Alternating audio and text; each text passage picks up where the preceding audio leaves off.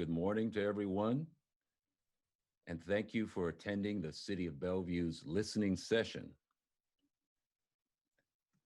You'll be seeing a series of slides. You'll be hearing from Mayor Lynn Robinson in just a few moments. But I just wanted to go over a few things. The listening session is one part of the City Council's pledge to review police use of force policies. It is important for the city to hear from and listen to the many voices that make up the community regarding the Bellevue Police Department's use of force policy. This session is not intended to be a question and answer session, but truly a listening session where we hear from you. We will be spending a little time together to hear from you, but there are a few things we've got to cover up front. But first of all, I would like to introduce to you Mayor Lynn Robinson. Hi, everybody. It's great to have so many participants here today. I'm just so grateful for the involvement of our community and the willingness to take the time and the energy to be involved. So thank you for that. I just want you to know how valuable your input is to the process that we're going through right now. And the intent of the city is to be as good as we can be for every resident of Bellevue and every person that we encounter with the police. So this is a very valuable forum for us. And I want to just let you know how delighted I am to have Kevin Henry as the MC today. Kevin was a pioneering staff member of all the diversity programs in Bellevue. And to have him back emceeing this is just wonderful. I want to make sure that this is a safe space for everyone. And if you feel that it's not, it'd be great to get feedback. So please, if you're having any issues, please let the staff know so we can improve on that. There's going to be lots of different opinions and experiences and recommendations from everybody, and that's exactly what we need to hear. Some of you will come away today feeling reassured that there are programs in place that you had not known about, and some of you will give ideas on how we can be better, and that's what we're looking forward to.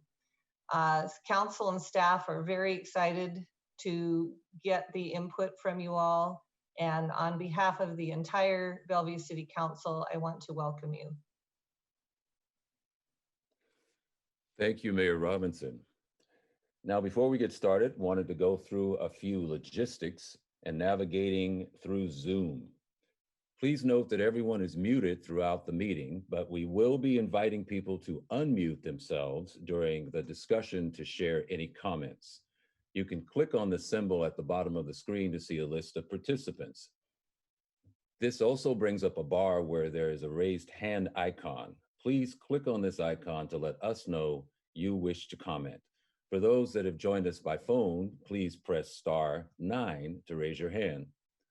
We will also have the chat window available so people can chat and comment. Please note that the chat window may open up floating over the presentation. You can move it to where it is comfortable for you. We have a few slides to share. You can move this slider to make the main window larger or smaller. You can choose to highlight whoever is speaking in the speaker view or see everyone by choosing gallery view. Finally, for those joining us on Zoom, we are providing closed captioning via otter.ai. If you want to see the closed captions, click on the little triangle and then choose View Live Notes. This will open a separate window that you can resize to fit your preferences. Please note, if you are using Internet Explorer, you will need to choose Copy Link and then paste it into a separate window. I know that's a lot for everybody to take in, so you can also make a comment in the chat box that you would like to speak, and we will call on you. Please note that these sessions are being live streamed on BTV and will be recorded for future viewing. The content captured on the BTV recording of this meeting, including anything the audience shares in the chat and screen share features, are a public record and subject to public disclosure pursuant to the Public Records Act. Use of video or photo is encouraged to facilitate a town hall meeting, but is not required for you to participate. We will try to get to everyone who wishes to speak, but may not as time allows. If you have something to share but choose not to be recognized, you can use the chat function. You can also take a survey and provide comments at the Engaging Bellevue website. We have provided a link in the chat. The Engaging Bellevue website will be available until October 30th, or you can email your comments to us. Please see the link for that email in the chat as well. While you can email your comments at any time, we are also asking that any comments be provided by October 30th so we can be sure to incorporate them into the information provided to the outside review firm. We will be using a few polls in the beginning of this session, so let's test out the first one.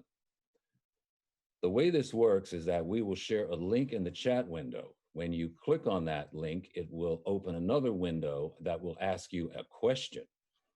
You answer the question and then close the question window and return to this Zoom meeting.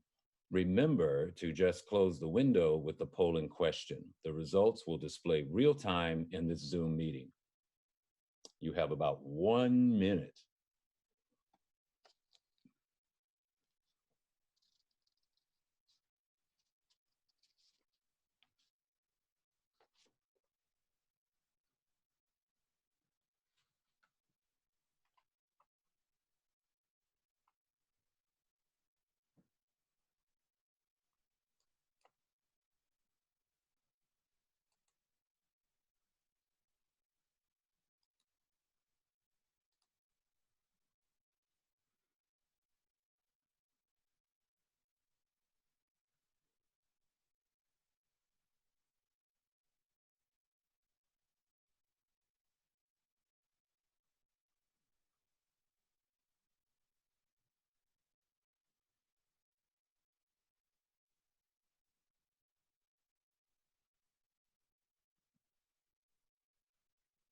We'll give you another minute.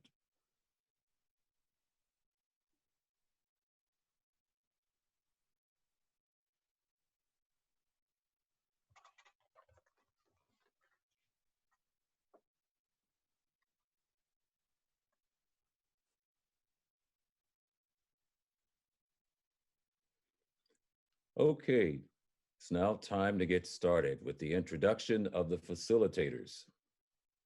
Thank you so much. We'll be closing that poll soon. And so now I'm going to introduce your facilitators. The City of Bellevue has hired an outside review firm, the Office of Independent Review Group, otherwise known as OIR, to lead the policy analysis and these listening forms, as well as provide their recommendations to the City Council. They will take a few minutes to introduce themselves and their background.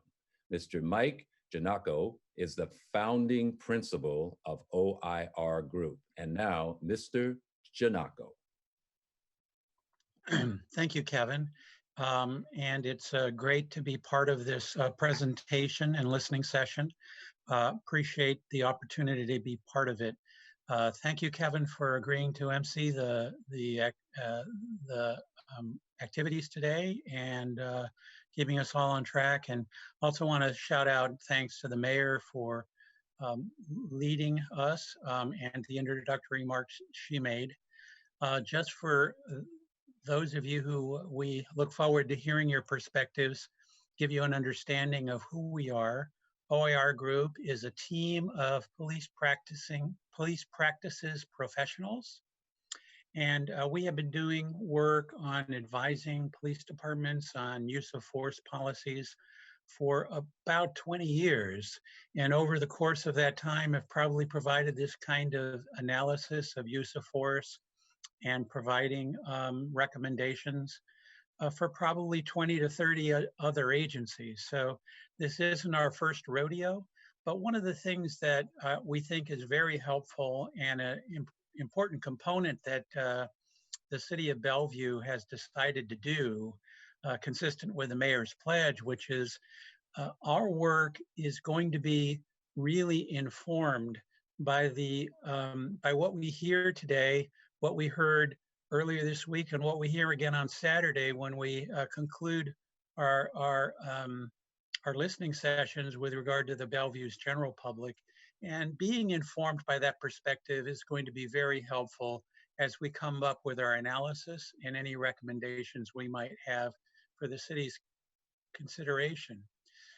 The reason for that is that as a result of that information, we can get a better understanding of the perspective and concerns and perspectives of those who actually live or somehow otherwise connected to the city of Bellevue. That's why these listening sessions are so important. I am going to introduce my colleagues who are part of this effort, starting first with Julie Roulin. Julie, can you just literally wave your hand? Julie has been working with OIR Group for almost as long as I have, close to 20 years, and has worked side by side with me in doing the analysis and other work that we have done as police practice professionals with an eye towards progressive policing. I also have, we've partnered for this project with Perry Tarrant. Perry, could you just wave at the folks? Perry is a distinguished individual who also has a lengthy background, first as a police executive, and then more relevant to today's work, been involved in police reform initiatives throughout the country, including serving as a facilitator and working with the U.S. Department of Justice after the concerns that were raised in Ferguson, Missouri a few years ago. He has continued to do work and reform since then and even before then.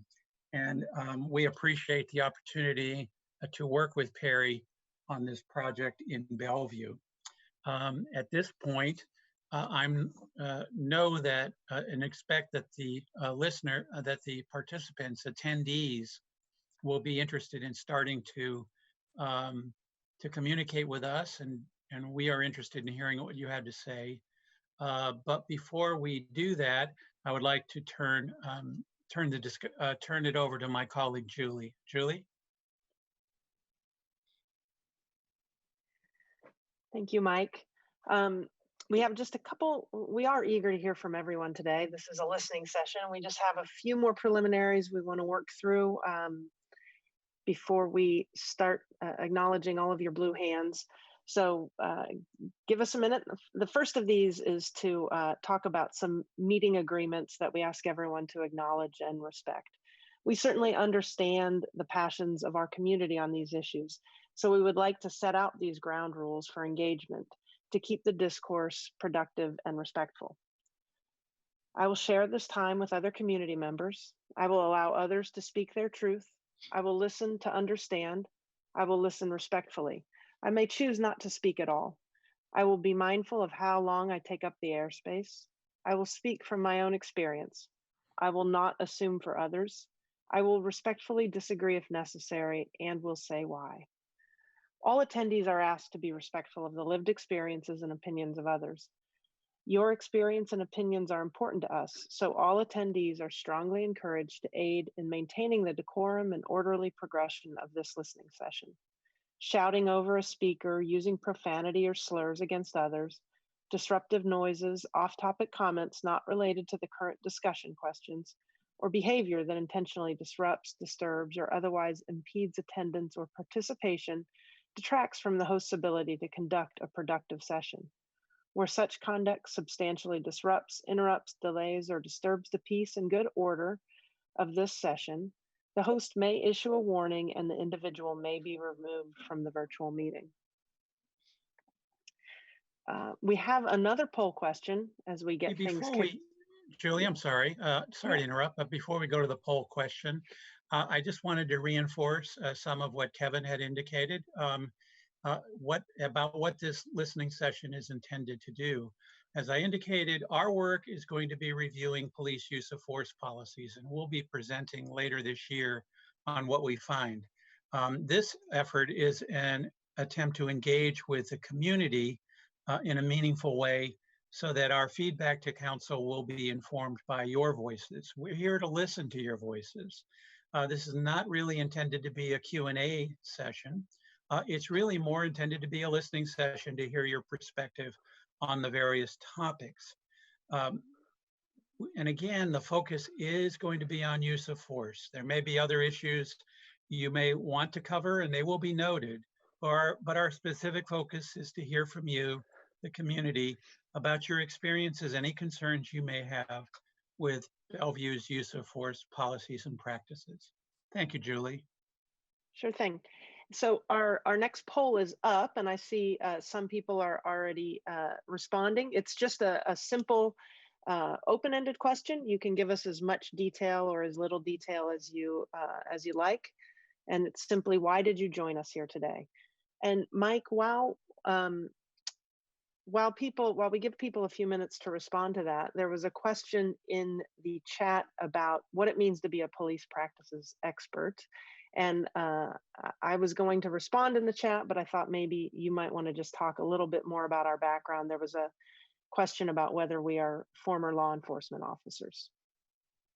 The answer to that question is that you are not, as far as I know, Julie. I am not, but as I indicated in the opening remarks, Perry Tarrant has had a long distinguished career in law enforcement. Police practices experts are individuals who have been noted by courts, administrative judges, and others to be have a certain level of expertise in police policy, training, implementation of policy, and other areas. And over the 20 years, as a result of our auditing, monitoring, and oversight work, we have certainly gained a wealth of knowledge and experience about police practices. We are not former police officers, at least Julie and I are not, but we have been informed in our work by talking with numerous officers, as well as advocates concerned about use of force policies over the course of our tenure. All right, I appreciate the responses that are coming in on the poll. And while we give you a little bit more time to respond to those, I just wanted to talk for a bit about the city's reasons for facilitating this session today and this discussion. Bellevue is committed to learning how it can better serve its residents with respect to its police department's practices and policies around the use of force. We entrust law enforcement officers with the authority to use force when necessary to do their jobs. And that authority comes with a significant responsibility, as I said, to use it only when necessary. It also comes, though, with the obligation for police leaders and city leaders to carefully review the ways in which officers use that authority. And with that obligation in mind, the council and the mayor made a commitment to examine the police department's issues surrounding the police department's uses of force. And to that end, there's a 4-part pledge that the council made. If we could have that next slide, Brooke, thank you.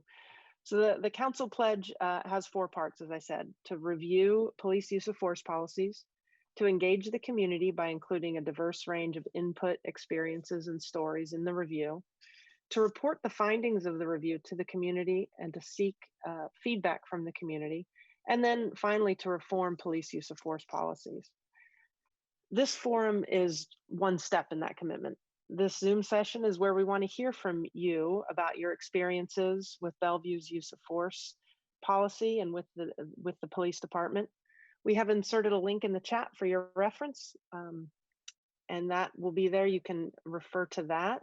But we also have one final poll question to get some specific feedback before, again, we'll be looking for your blue hands and wanting to hear your comments.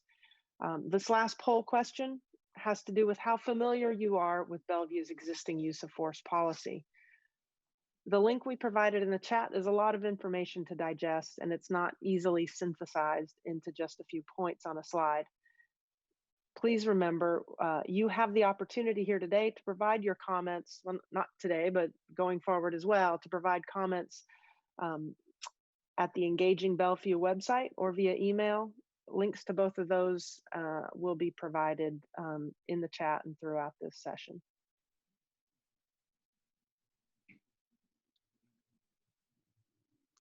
Give you a couple more minutes to respond to this one. And then I'm going to turn it over to Perry to start the discussion.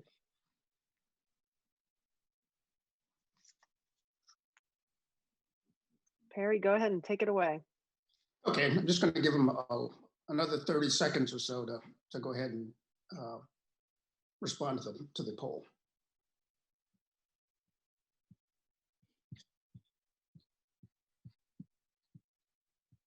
Okay, based on the responses in the poll, it looks like by far the majority of folks are somewhat familiar or not familiar with the existing policy.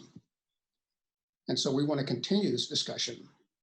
As you may know, the national narrative has covered a lot of ground related to community concerns about policing around the country. The city has committed to focus their discussion on use of force policies. While you may have additional comments about other matters, we'll take note of those. But this session focus will be on use of force. The City Council's pledge is specifically focused on the community's experiences and concerns regarding the City of Bellevue's police use of force. And with that, let's go ahead and get right into the conversation. And okay, again, I just wanted to, excuse me, Perry, just real briefly, I just wanted to make sure that this is Kevin Henry again. For those of you who may have recently joined us as we begin this discussion, if you wish to comment, you may use the Zoom feature to raise your hand, or you can type in the chat that you would like to provide a comment. Sorry for the interruption. Thanks. And you're good there, Kevin. Thank you for that. And let's go ahead and start with Ruth L. If you would, please go ahead and unmute yourself. Okay, can you hear me? Yes, we can. Go ahead. Okay, the most recent police use of force incident that I'm personally aware of was an officer putting a Black woman in a chokehold outside Factoria Mall in late 2018. And I live about a mile from that location and I shop there all the time. So that was pretty jarring to me. A bystander took video and it looked from just that perspective like a pretty terrible situation. However, what disturbed me the most was while reading the police incident report later was that it boiled down to taking the officer's word for what happened. If there had been a body-worn camera, we wouldn't be relying on bystander videos. And secondly, the decision afterward that force was necessary was made completely by other Bellevue officers and the police chief. And I would like to see some sort of civilian oversight of these decisions, which are common in other cities, some sort of civilian oversight board. Without oversight and transparency, there will always be mistrust of the police. And in the larger context, in that particular incident I referred to earlier, would the officer have run the license plate through his computer if she were not a Black woman driving a Mercedes S-Class car? I would like Bellevue to reveal all of the possible bias in the department, not just the ones that lead to use of force. And that's all I have to give for input. And thank you for this really necessary, but I think too limited process. And thank you for your comment. And I want to stay with you for just a minute, Ruth, if I could. Sure. Based on your observations and what you saw, can you quantify as it relates to use of force in that situation for us? From what I saw in the video, I was not personally present there, but I saw the video afterward, was that the police officer pulled the woman out of her car. She had failed to transfer a title properly and put her on the ground with his arm around her neck and his knee on her back, and then, you know, was on top of her neck for several seconds or more, and eventually he handcuffed her when she, you know, when she had stopped completely moving. And as we attempt to put this in policy recommendations, do you have a recommendation, or do you want to expound on your concern there? I would like to see chokeholds banned, which I'm not sure if they already are in Bellevue, but I would like to see that they are banned. I would also like to see that the follow-up after that go through a citizen review board. Thank you for your input. We appreciate Thank that. you. And again, we are talking about the use of force policies in Bellevue. And if there's an opportunity, or if you have concerns or insights or recommendations for us, please raise your hand so I can identify you and we can get some input from you.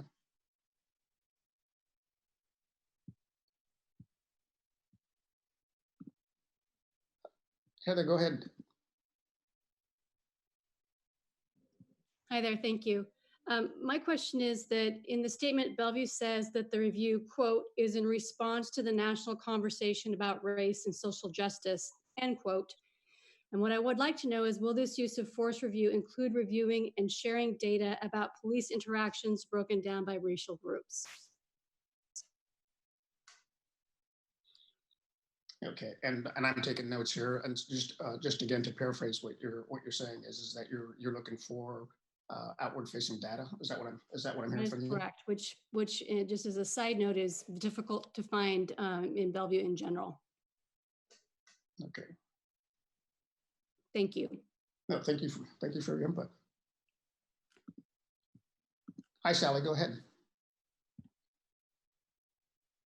Just unmuting. Thank you so much. I have a question, and for the purposes of this question, I'm going to identify myself as a white woman. I'm wondering, for OIR and or the City of Bellevue, how did you do outreach for these sessions? Specifically, what outreach did you do to communities who are statistically shown to most likely be affected by use of force? For example, communities of color, those on the autistic spectrum, those suffering from mental health or addiction or dementia disorders. What outreach did you do for these sessions to those groups? And I appreciate your question. And what if I could, I'd like to refocus you to just get your concerns about the use of force policies that exist, or policy recommendations that you have. Well, my concern would be that we might not be hearing from people who are adversely affected by use of force, specific communities on this forum. So I'm just wondering if we attempted to reach out to those communities. Okay. If you, Perry, I could weigh in. Sure. The city did the outreach effort, and as I understand it, circulated the invitations and the promotional materials related to these sessions broadly throughout the community through a lot of different channels. We are also going to be, as part of this effort, doing a number of focused, more smaller focused sessions with some particular groups representing particular communities within Bellevue. So thank you. Sure. Thank you, and thanks, Julie. Appreciate that. Em, I'd like to hear your comments, please. Yes, so I posted a question earlier about the, I'd be curious to understand what kind of hours are spent on training, to include mediation, conflict resolution at the start of, hiring an officer, and then as continued training. And then kind of following on to that, I'd like to recommend that planning meetings occur regularly to help develop stronger partnerships between police and local social service agencies, to especially prepare for incidents or situations or encounters that might involve use of force, like what the previous Ruth, I think was her name, referred to. Thank you. And it's and I'm going to paraphrase what I believe I heard you say, and that is that you were making the recommendation, or you'd like to see a recommendation around training and conflict resolution, and incorporating partnerships with social services as part of Bellevue's use of force policy. Did I have that correct? Both, really. So having partnerships with police and local social service agencies that help prepare offices. And then I, just out of curiosity, was interested in knowing how many hours are spent on training that includes mediation and conflict resolution. Thank you. I appreciate that. Thank you. Hi, Rachel. Go ahead, please.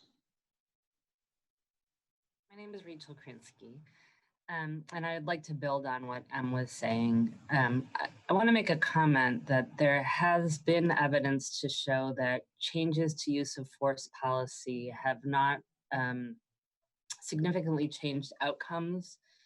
And although I'm really glad that Bellevue is taking a look at its use of force policies, I think that in order to really change outcomes and prevent harm, I would really like to see the city of Bellevue looking at avoiding those situations that tend to result in situations where use of force occurs. And so these kinds of partnerships and even reinvestment where responses to critical incidents that involve domestic violence. I am the executive director of LifeWire, so domestic violence is my personal purview, but also mental health issues, lots of the things where the situation is most likely to be volatile.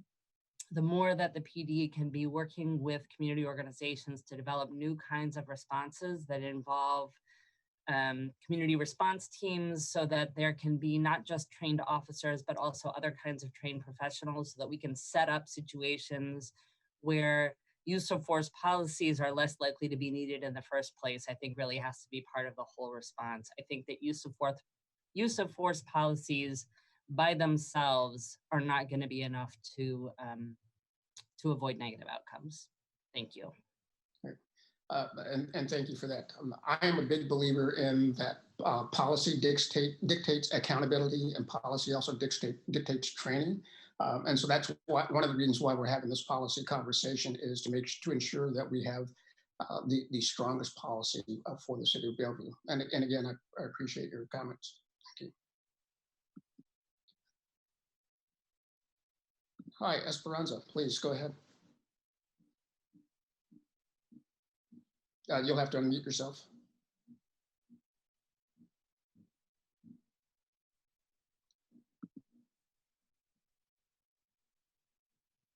Esperanza, are you there?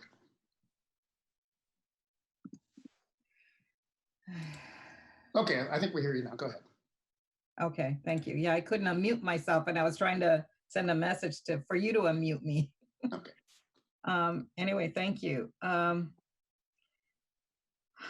I think to address any issue regarding a use of force policy, if it is in the absence of, it has to be included in a conversation around race equity. Without doing that,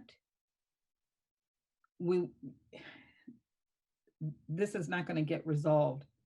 The city has to be committed to doing things differently around how they approach the issue of race equity. And this forum is an example to me of why that's needed. I'm grateful anytime people come together and are talking about issues. That's always important. However, there are some major flaws, I think, in the process that led to today, and the fact that we're talking about an outcome of something having to do with race equity. We're leapfrogging over things and putting the cart before the horse. So I think there's a lot of work that needs to still be done beforehand, before we get to this discussion. Thank you. And thank you. And part of this whole process, and I'm going to come back to you because I do have a follow-up question for you as it relates to expanding and incorporating race equity into a policy. Can you give me your recommendations or your thoughts about that?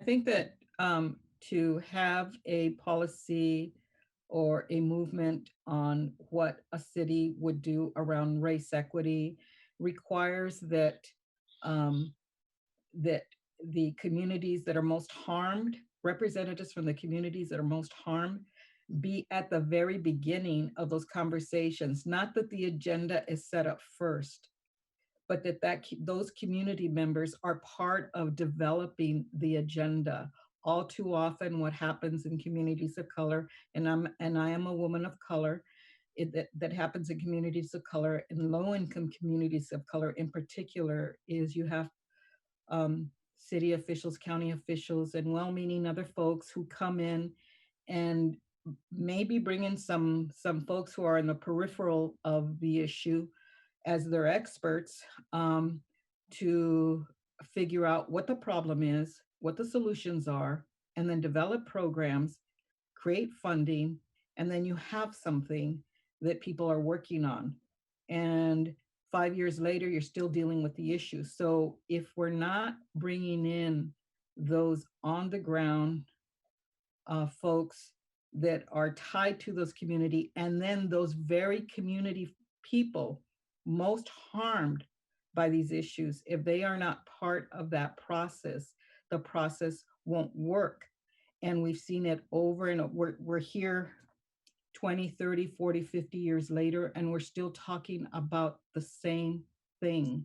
And I've been in this work for decades, have had this conversation for decades, and we still keep doing the same thing. And what's that thing? That saying, if you keep doing the same thing over and over and expecting a different result, that's the definition of insanity. We need to be more sane in how we're approaching this.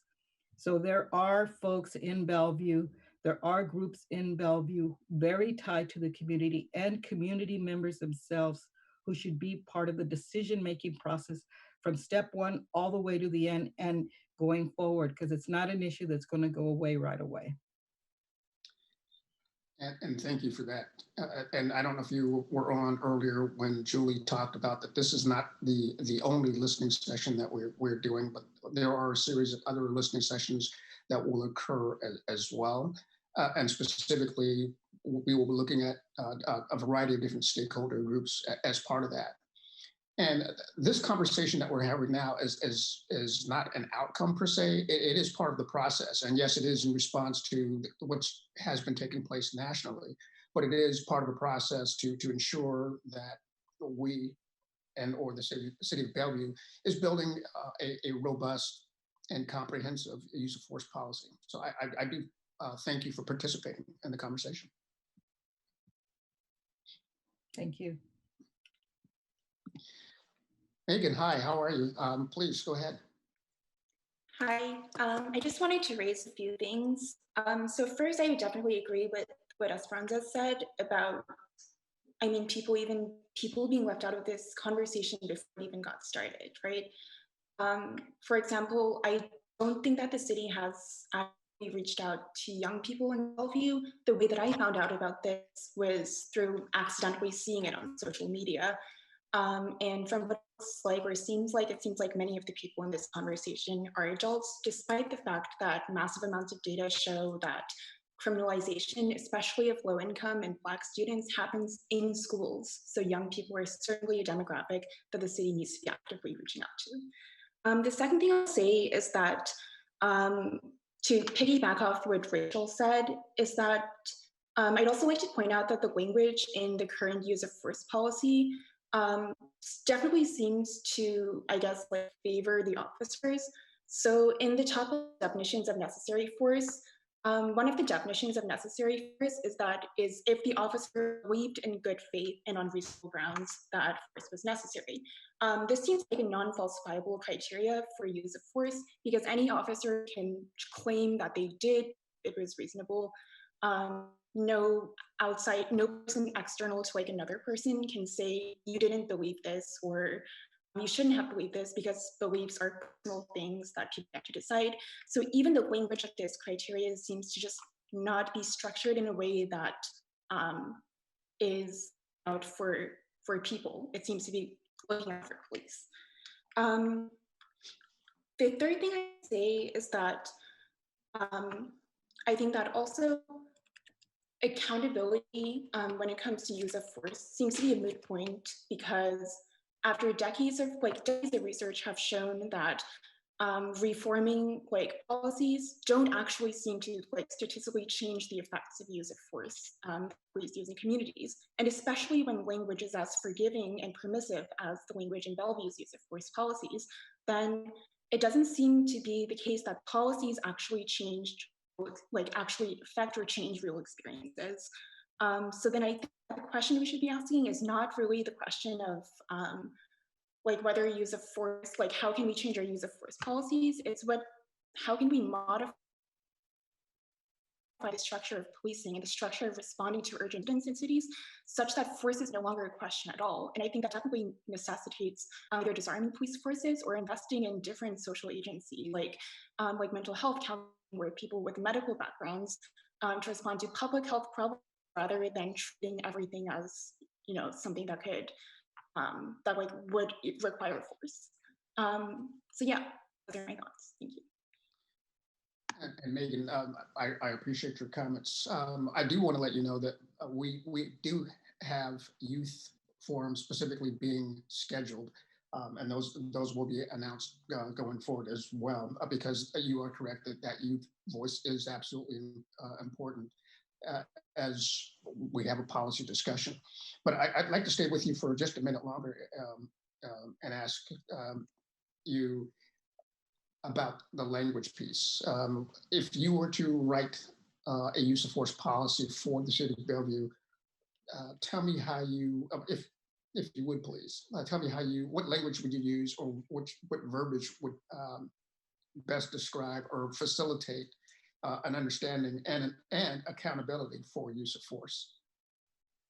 Yeah, so I think there are two answers that I have to that question. And I think the first and probably the true answer is that like I said, I think that a use of force policy is a moot point, because ideally in cities, we shouldn't have officers who are using force at all in the majority of situations where it isn't necessary. So I think the question is like whether we should, how can we change the way that things work in this city such that we don't have to have a precisely worded use of force policy to hold people accountable who should be protecting us but are not. But then the second answer to that question is that obviously, like if we were to, you know, phase out use of force and reinvest in other social services, there would be an interim period where we would need a use of force policy to, I guess, assess how things are going. So the answer to that is probably to decenter the officer in the use of force policy. So that requires things like body cameras. That requires things like, that definitely requires body cameras, because at the end of the day, like use of force can't be about like what the officer believed, right? There are definitely uses of force that should be absolutely off limits, despite evidence showing that even when, for example, chokeholds are banned, cities with those bans still have like instances of police brutality involving chokeholds. So the bigger question is like how to prevent these instances where force arises, and what we can do to prevent those from even happening in the first place, because use of force policies are not effective in creating accountability. But yeah, I think like the verbiage of a future use of policy that might work is definitely one that needs to be centered around, I guess, like defining certain things to be unconditionally off limits for officers to do. And I'm going to paraphrase what I believe I heard you say, and that was decenter the officer as part of the policy. Is that correct? And you'll have to unmute yourself again. Yeah, so I think that like, I mean, skimming through the documents and the link that was sent out earlier, it seems like these uses of force are defined, and the language that is used is like officers are permitted to do this versus officers aren't, versus like officers can use their judgment in these instances. At the end of the day, though, data seem to show that like when officers are given the discretion to decide what force is appropriate, they consistently misjudge that. So it seems like a solution is to not let them decide. Thank you. Thank you. Mm-hmm. And Dotsie, please go ahead. Thank you. I appreciate what was just said, and I wanted to maybe add to that kind of answer around the use of force. The policy, and I just reviewed it and read it, seems to make sense on the surface. And I think the challenge is less about from my perspective, is less the use of force, but incorporating what was the prior escalated incident that led to the need to use force, whatever that force was, and that there be better training and requirements around that, particularly when I've observed it and seen it and recognized different things get highlighted in the news. But oftentimes we find use of force after a pursuit, and the pursuit may not have been the result of a murder or an armed robbery or something like that. It may have simply been a speeding situation or something seemed wrong with the license plate. And then through the pursuit, it results in an incident where now force is being used. And so where is the training and the things that really limit those things, and a decision be made, pursuit, unless it is a person with a felony warrant or something that has just committed an armed robbery or some very, very serious offense, why are we pursuing that leads to that? So that's more of both a question and a perspective, that those things that lead up to the use of force really be better understood. We're not talking about an arrest team that is arresting someone with a known felony or things like that. And I'm going to paraphrase back just to make sure I'm recording this accurately. And that is that your recommendation is that the use of force policy include a look at the pre-event that led to the use of force. Is that what I'm hearing you say? And yes, that is the heart of what I'm saying, that the pre-event, the circumstances that led to it, be a part of that use of force and a part of the overall review, and not just the isolated incident where force has been used. And thank you.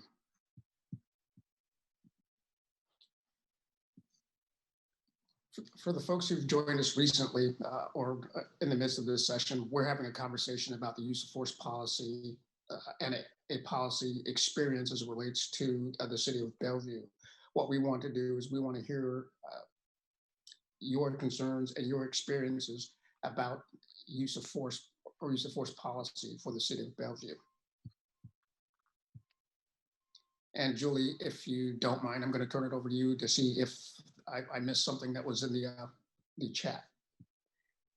Yeah, I think one thing we would be interested in hearing from people is stories or particulars about your experience with police use of force in Bellevue.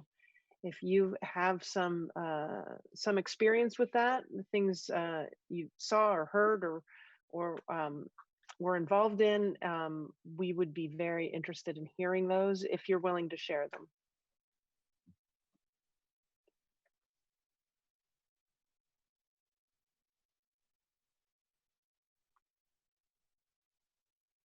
And I do appreciate all of the comments coming in and in the chat. It sounds like a great discussion is going on there as well, and appreciate that people are being respectful of each other and their views in that chat. And we are paying attention to all the comments that you're making there as well.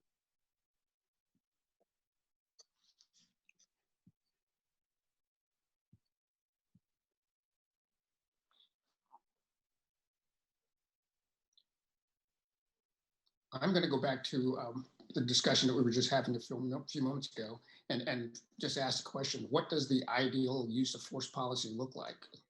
We've heard a couple of different recommendations around that, but I want to put that out to the larger group once again and ask what a use of force policy might look like. Harry, one of the comments in the chat had to do with that very question, and the discussion was to substitute reasonable as the standard for use of force to only using force when necessary, and whether the group agrees, disagrees, or has any thoughts on that proposal. And I think Dotsie has her hand up, or is yeah, Dotsie Ism. Yes, Dotsie, I'll go ahead. I see that you have your you go ahead. Yes, and I am a male, but just basically what we were just saying is, I think a policy should be really unavoidable use of force, and that might be presumed in the policy, but it really needs to be more part of avoiding the circumstance where force is being used.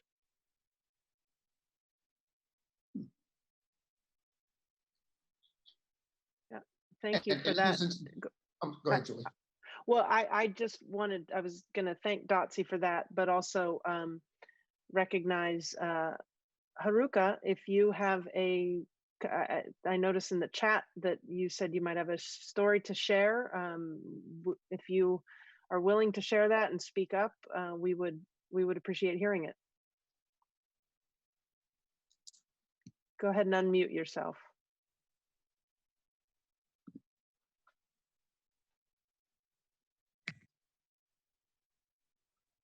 Oh, you're still muted.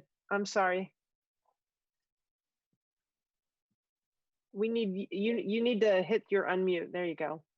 Hi. Yes. I just, I really appreciate all the people who are, speaking fluently in English, because you can tell, I'm not the native speaker, but I'm just telling you that I guess I really appreciate that Esperanza and also Dotsie's comment, because this is like racial profiling is I guess that, Dotsie was telling, you mean like small things, but coming into that use of force, right?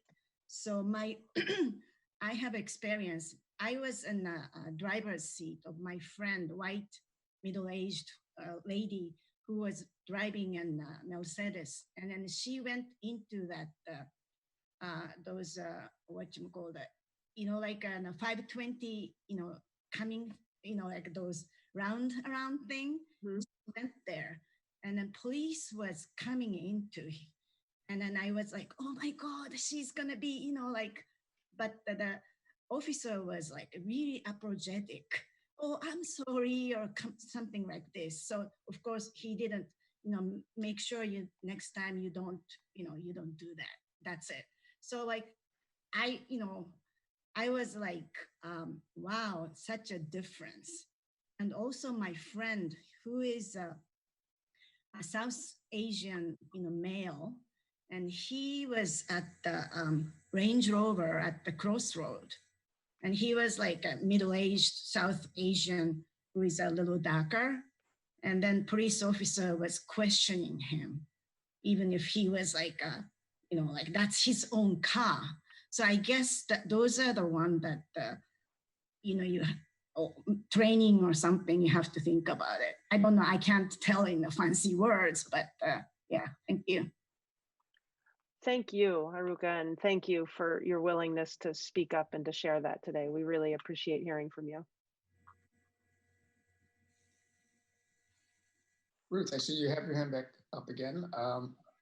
Please go ahead and unmute yourself. Thank you. I don't want to take up too much airtime, but I'd like to see that the Bellevue police use of force policies are compared with other cities that have had inappropriate uses of force, and make sure that ours are stronger. It seems like we do not live in a terribly high crime city, but I would like us to have use of force policies that are that would work in any situation in the country, even in cities where there have been some really inappropriate uses of force. Thank you for that. Do you want to expound on what that might look like? I'm sorry, go ahead. Go ahead and unmute yourself. Not really. I just think that there are some cities that probably have very good policies and some that have very lax policies. And I kind of think that Bellevue is probably behind the curve on this, and we are probably not up there leading the way on having the most um, racially just police policies. So I would hope that we would compare ourselves to other cities and become a leader in that area. And thank you for that. And the work that we are doing, that OIR is doing, is just doing that. And we are comparing, again, taking your input, incorporating that into our report, and also doing that comparison between existing policy, best practices, and best fit for this community. That would be great. Yeah, I would hope that it would be more than just the use of force policies. The entire police policy manual should be under your review. And Mike, go ahead. No, Perry, just a couple things that have come up in the chat.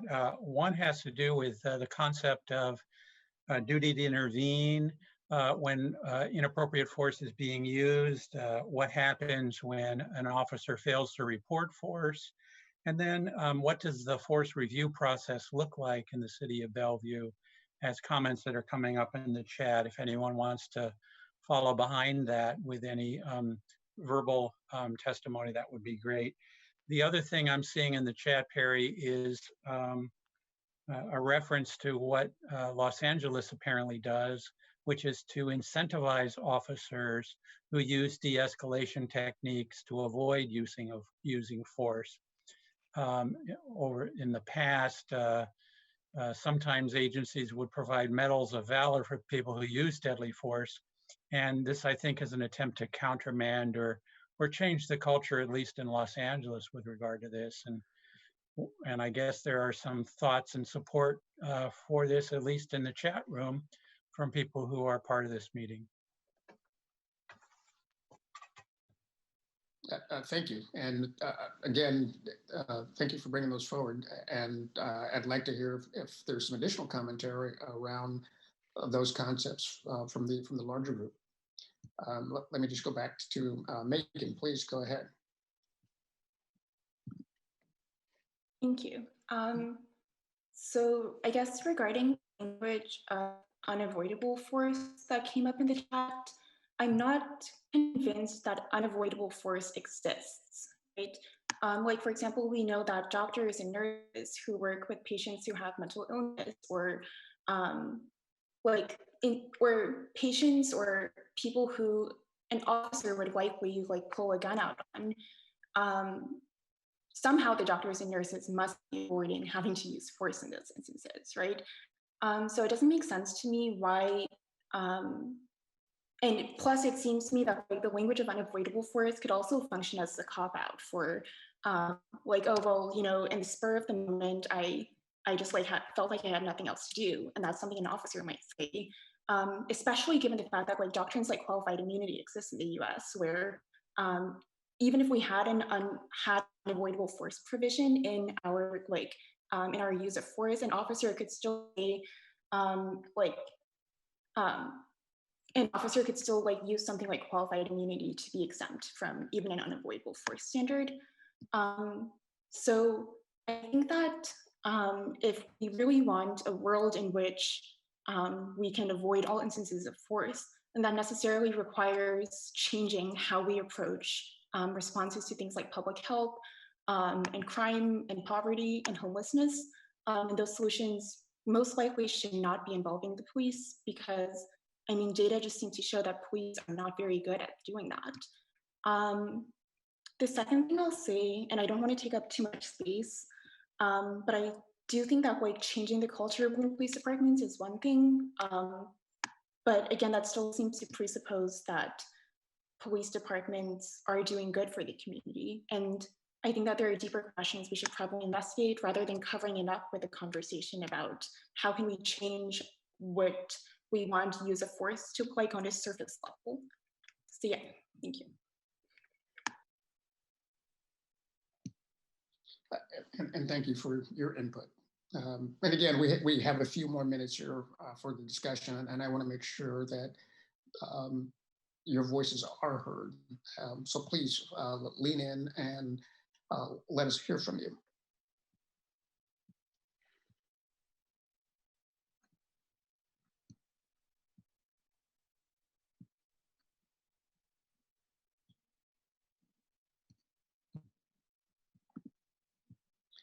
Hi, Lisa, go ahead. Hi. So my name's Lisa Weber, and I've been living in Bellevue since 1997. Um, and I'm Native American, and I present white. I mean, I look white, but my culture is who I am, and I've always felt pretty safe in Bellevue. I know that we have a lot of police officers, and I don't think that's necessarily bad. I just want Bellevue to be a place where everybody feels safe, and I really support Megan Wu in her comments. I wrote that in the chat, but I just wanted to verbally say that this is a thing that we are all learning from. I'm also the cousin to two Black boys, and they're men now. But when they were 12, they were given my dad, who was an attorney, they were given his card. And most 12-year-olds don't have to worry about having to call an attorney. And by the way, that was in the 70s. So I just am very happy that we are having these discussions, but the problems are real and they're extremely relevant. And I'm looking forward to Bellevue being a leader in solutions. So thank you. And thank you for your comments, and thank you for your input as well. Again, we still have a little bit more time here, and I'm certainly looking forward to hearing from you. Perry, it looks like Andrew McCormick has had his hand up. Yeah, I see him there. Andrew, please go ahead, unmute yourself. Okay, thank you. I did read over portions of the police use of force, and I noted that there are two types of neck restraints described there in detail, and with a general statement of if they are used based on the necessity, but it doesn't describe when it might be necessary. And it does acknowledge that these neck restraints have become controversial. But it seems to me there should be more direct language about eliminating them because they have caused so many problems and deaths in places around the country. I also wanted to comment on the training of police officers. I don't know any details about that. I actually don't know where to find them, but I have read several articles in which police trainers and descriptions of training which describe police officers needing to be in a defensive posture right from the very beginning of an interaction, and to expect the possibility that they may be injured. And I recognize that police work is potentially dangerous and is a dangerous job. However, I've often thought that the training should be changed. I just remember police officers when I was a child in a small town in Massachusetts, and they did seem friendlier. And I have had interactions with police in Bellevue and in Seattle, and the officers did not seem friendly at all. And these are very simple kinds of interactions. And so that there seems to be an anticipation of a confrontation on the part of police officers, that if that could be changed in training, they would still be able to defend themselves, but it would help. I believe it would help the interactions right from the very beginning. And I don't know how to actually implement that. I also wanted to mention one quick thing about the demonstration that was held after the death of George Floyd in downtown Bellevue. And I noticed there were armored vehicles, which I think are completely unnecessary in the city of Bellevue. And I would like the city of Bellevue to remove itself from the military 1033 program and no longer accept armored and military weapons for the city of Bellevue, and to eliminate the weapons that they already have. Thank you for the opportunity to give some input.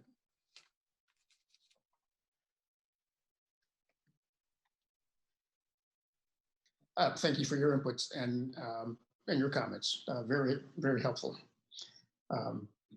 And again, we have just a couple more minutes now, and I want to make sure that we do get to everyone. Mike or Julie, did you see anything in the chats that we should bring up to the larger group?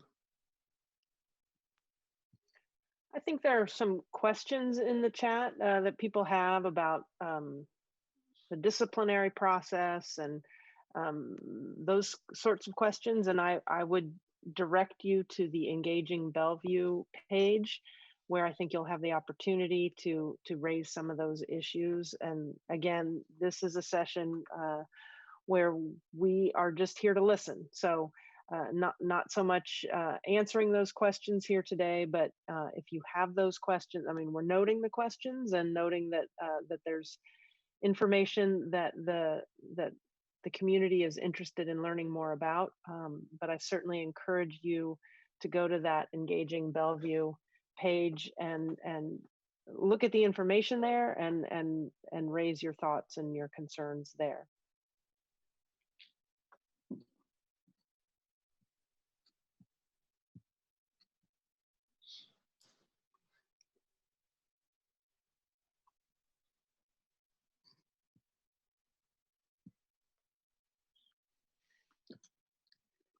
Looks like Sally has her hand up.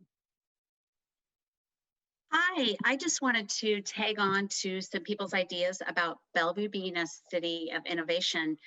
And there is a project called Vision Zero to eliminate traffic deaths by 2030, which has a process and a review and a group meeting all the time. What if we had a similarly bold and deliberate and well-funded review of systemic racism in policing and city government and work together to achieve some of these goals we're talking about? Bellevue is a city of innovation. I know we could do it.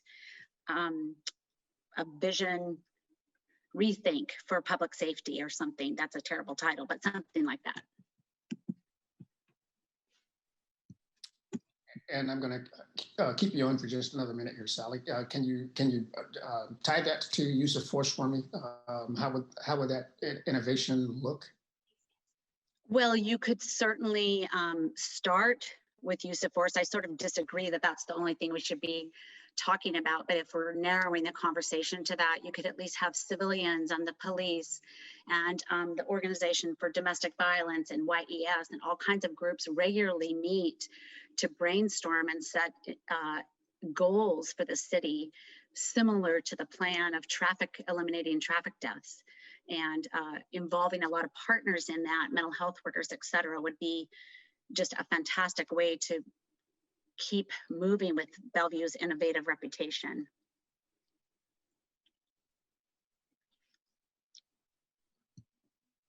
And thank you for speaking up. I appreciate that.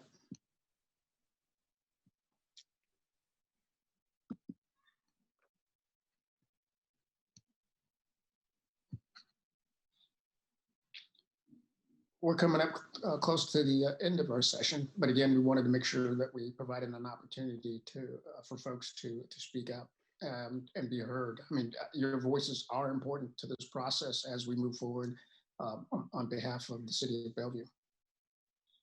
And Jennifer, looks like you have your hand up. Go ahead and unmute yourself, please.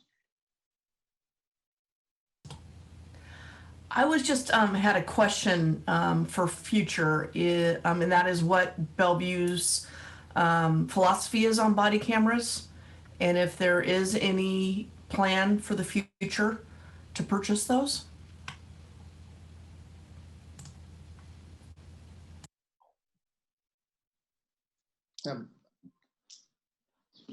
I'm not sure how if you would for me, just go ahead and link that to use of force and how you think that might have an impact on use of force. Accountability. Thank you for your comment. Appreciate that.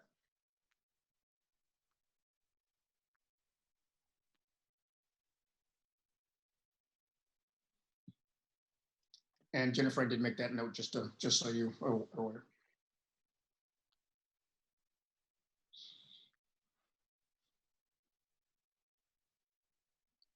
Okay, Julie, I'm going to turn it over to you now. Looks like we're about that stage of the operation here. It looks like Jennifer had something else to add. No, okay, I'm sorry, go ahead. Go for it. I also think that it also builds confidence with the community. So it's not only accountability, but also, what's the word I'm looking for? Accountability and transparency.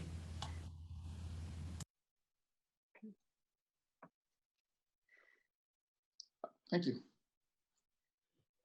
And Julie, I will pass it to you.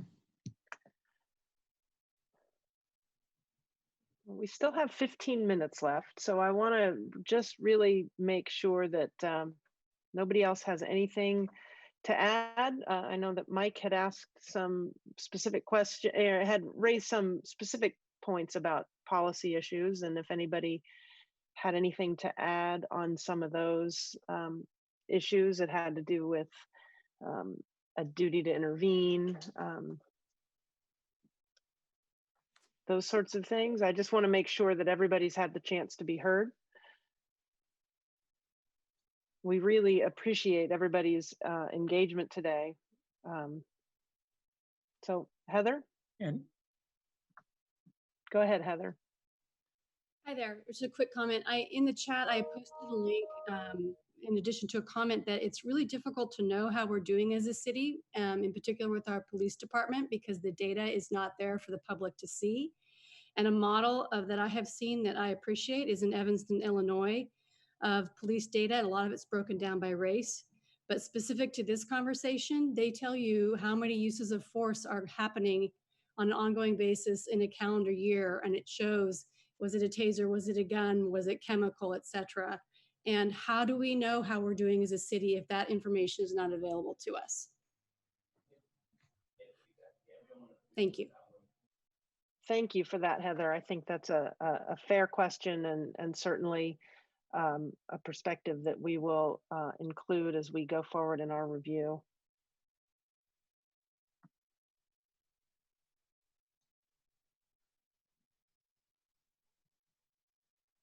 I know I've seen some comments in the chat. Oh, we've got a few more hands up, so let's go with those. Faye, why don't you go ahead and give us your comments?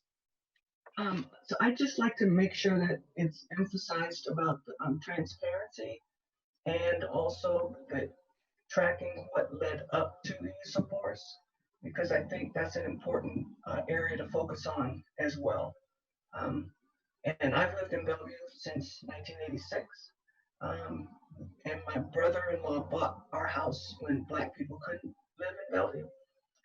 So I have a lot of, long-term investment in the community, and I have not had any, I'd say, negative interaction with the police department in the time that I've lived here.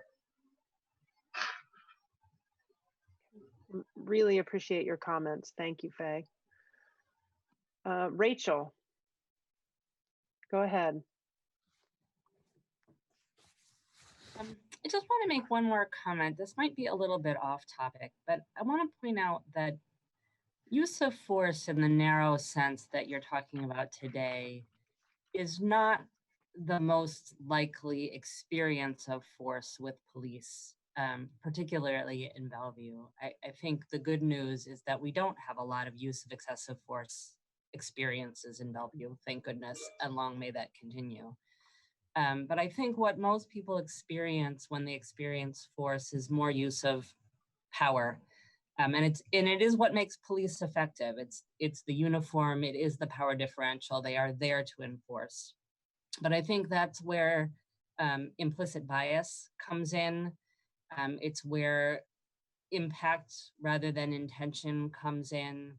It's where the fact that people do have differential experiences come in. I'm so happy to hear that Faye has never had a negative experience. And I know that there are lots of people who never have negative experiences, including Black people and people of color.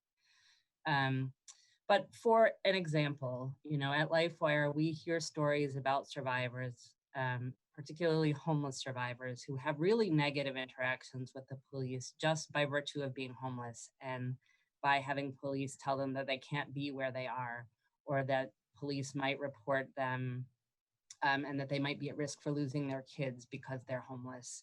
And this makes them feel like they have no choice but to go back to an abusive partner, which is a very risky situation for a survivor. And anecdotally, we hear stories like this much more often from survivors of color, and particularly from Black survivors, than we do from other survivors. So this is not direct use of force in the sense that you are narrowly talking about today, but it is a use of force in the sense of power. And I think as you're all talking about policies in the police department and the role of police, I think we just need to be aware that police are walking around with power, and that the more we can train people to think about how that power gets used and how it might get misused and how it might impact people differentially, even if we don't mean for it to, that has to be part of the conversation. And I'm seeing a question from Lori. No, Lori, I'm not advocating for people to be treated differently. I'm advocating for people to be treated equitably. Thank you for that, Rachel. And yeah, on the I am hearing and seeing in the chat a lot of interest in talking more broadly than than just on use of force policies, a sort of recognition that this issue is that the concerns of the Bellevue community are bigger and more broad than just specifically the policies. And so that may be a conversation for the future. Today, we really are focusing on use of force. And so I appreciate people tying their comments back to that. Andrew, I thought I saw your hand up. I don't know if you're still wanting to jump in. You may go ahead. Now I can talk. Sorry, I'm having trouble with the mute button today for some reason. Anyway, okay. Yeah, a couple of quick things. The last comment made me think about how the use of force can start in an interaction also. And I've noticed in some videotapes of these incidents with police officers that they really often seem to use foul language with a person that they're interacting with. They'll curse, F words, N words, all of this is happening in the interaction, which is only going to escalate people. So I think something has to be done about that initial stages of interactions in the verbal sense. And then my initial hand was for to talk about using alternate ways of interacting with people for domestic violence and drug use and mental health, and using alternate services for that. And I know a social worker who worked in a city north of Seattle and accompanying police officers, and she was belittled so much in that position that she left the department. It was a special program to have a social worker go with that police officer. And I've read that the Seattle, of course, has a program, an alternative program, but people feel that it's just definitely not funded enough and that it's doing good work. And I don't know if Bellevue even has an alternate program to have non-police officers interact with people who are not violent, but have mental health issues or drug problems. Thank you. Thank you, Andrew. And you raised a question about escalation, and I've seen a lot of people talking in the chat about de-escalation and how that ought to be used and how that works into the policies, the use of force policies, and how that ought to be looked at in Bellevue. And so I'm curious, and we've got just a few more minutes, but if anybody had some comments on how they thought de-escalation ought to be considered by Bellevue PD in its force policies, we would appreciate hearing about that.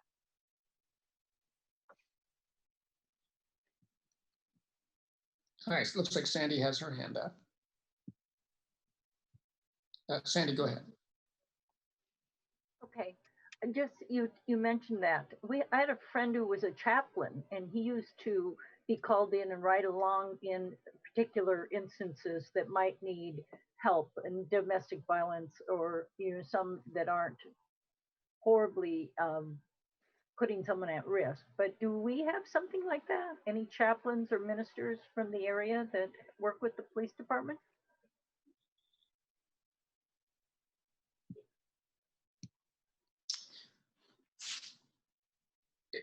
I don't have an answer for that question, but thank you for asking that question. Again, we really kind of constructed this conversation to focus on use of force and that aspect. But again, thank you for asking that question, and we'll take note of that. Take note of your question. And looks like Lisa, go ahead, please. Okay.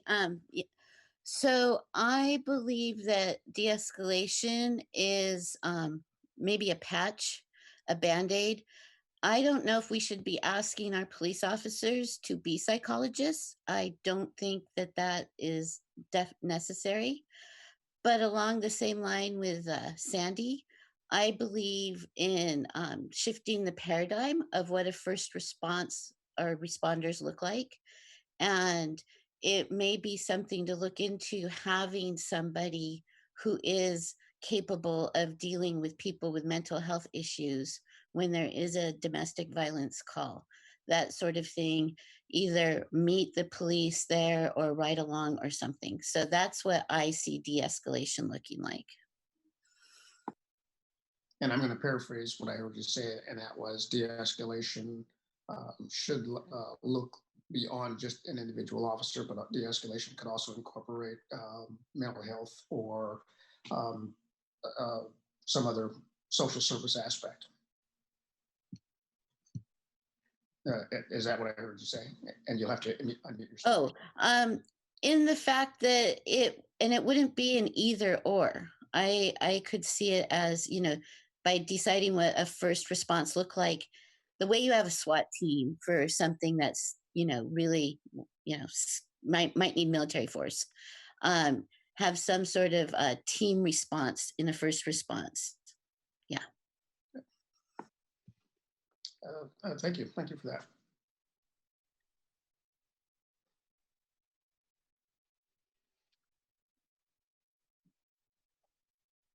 Okay. Oh, Dotsie. I think Dotsie might be our last commenter today. Go ahead, Dotsie. Hi, I wanted to at least clarify one point and understanding, I think, the comment about de-escalation. Yes, I fully agree where the call can be known and the right type of team assigned to deal with the right type of issue, I think should be fundamental to just policing in general. Where we are often back to what I was talking about, the preceding incidents, though, when an officer is interacting with a person, whether it's following a pursuit or a suspicious reason for pulling over, any of those things that are perfectly legal in terms of why the engagement might happen. The point is, oftentimes, and I'm an African American who has been stopped and had to do this not in so much in Bellevue, though I have been stopped for really no reason in Bellevue, but the force was not involved. The citizen finds themselves being the professional trying to calm the officer and the situation down versus the officer approaching it in a calming manner. And so when we say de-escalation, generally speaking, the police person should be approaching it in a manner that brings about the calm and not having to have the citizen doing everything they can to keep the situation calm. And so when we think, that's what I think of when I'm thinking de-escalation, that even if a situation is hot as they arrive there, the officers and those folks responding are able to bring about the calm. And someone mentioned extraordinary language, profanity, things like that. I recognize that they are supposed to use command and commanding directions that tell a person to be still, stop moving, those sorts of things. But when the issue comes in at an escalated state, the incident is already heated. Dotsie, thank you. Thank you so much for that comment and talking about your experience and your perspective on this. We really appreciate that. We appreciate everybody's thoughtful engagement today. I wanted to just spend these last couple of minutes talking about how we will use what we've heard. As we noted, we're in the process of reviewing the city's police use of force policies.